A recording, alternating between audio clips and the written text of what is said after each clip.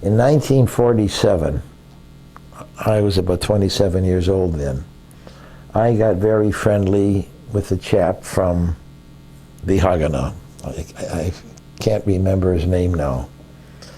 And we became very friendly. And remember, it was right before the State of Israel. Right. And he came to me and he says, "Marvin,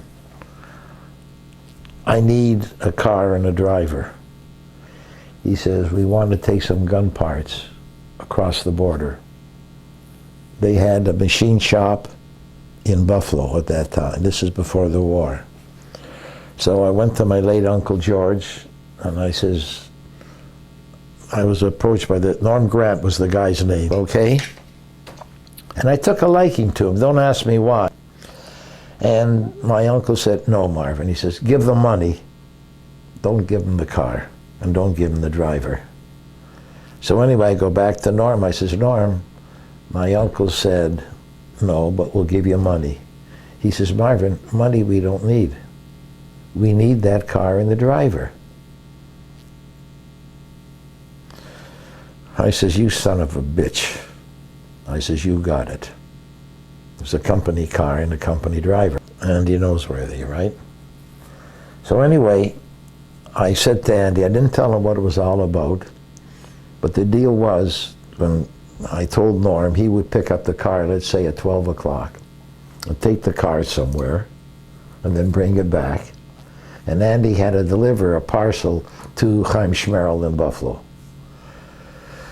So I said to Norm, I says, "Norm, how long should it take?" He says, "Maybe, Marvin, 2 hours, 3 hours. In those days you couldn't do it in an hour. It was about an hour and a half, 2 hours.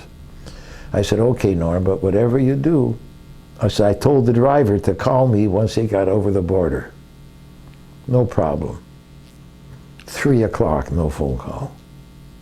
4 o'clock, no phone call. I had a very good friend that worked for The Spectator, Sammy Nyman, but he knew his ins and outs, okay? I call up Sammy, I said, "Sammy, I think I'm in trouble."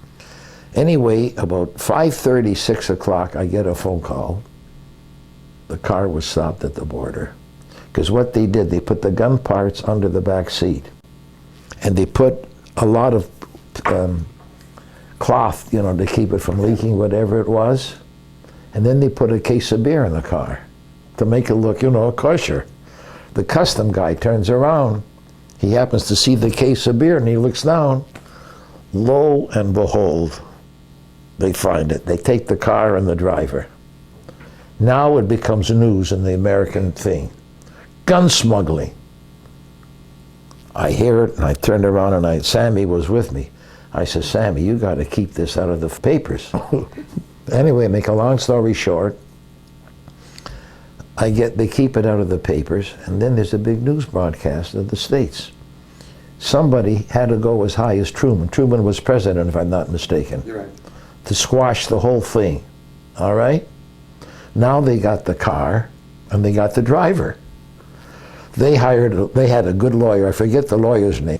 So they turn around, they get the driver released, there's no problem. It's all hushed up. They kept the car, I'll bet you, for damn near a year. And then we got it back. Of course, it was scrapped by that time because of deterioration. So anyway, that was what happened in '48 with my relationship with the Haganah and all of that.